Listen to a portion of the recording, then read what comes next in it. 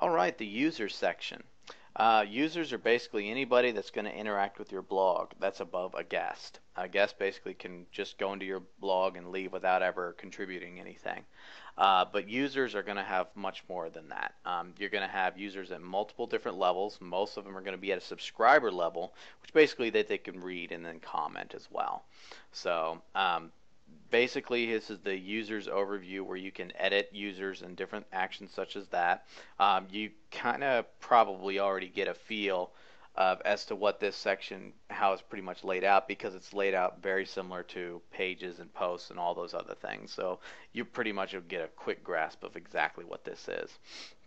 In order to add a new user, if you don't have users that can currently register themselves, which is a feature in the settings that we'll go over later, basically you can add them manually. So you can go under here under the users in the navigation, go to add new, and you can fill out all their information. So your username, their first and last, all this general stuff that you want to put in here. You also want to send the user the password by email. You can do that if you want. You can have that option in there. And down here is probably the most important part of it, and that's the role. Whenever you're adding a user, you want to be able to set the role to whatever they are going to be. There is 5 different roles available: subscriber, administrator, editor, author, and contributor. And depending on what you add depends on what they're going to be able to do. A subscriber and a contributor is only going to be able to do very, very limited things. A subscriber can only comment and read.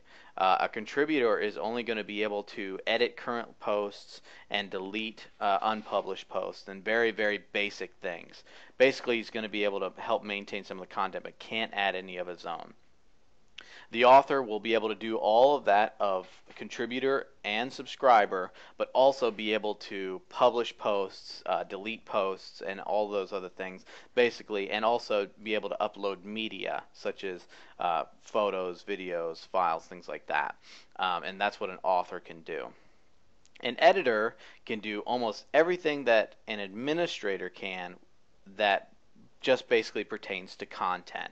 They're going to be able to moderate comments. They're going to be able to approve posts and pages and things like that that the authors have put up.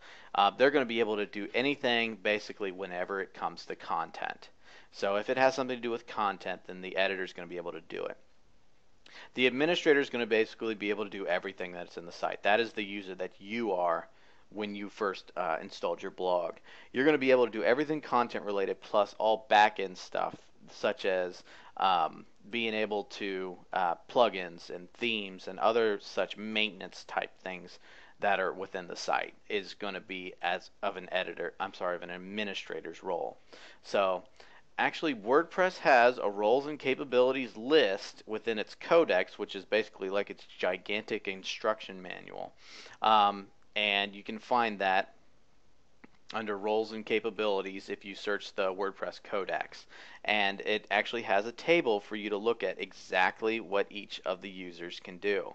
And a lot of people don't really know exactly what each user can do. So this actual table is very, very useful to have. So, and you can get that actually at the link at the bottom of the screen. So, and that is pretty much what you do to add a new user. Another thing you can do is you can edit your own current profile, and that's basically very straightforward.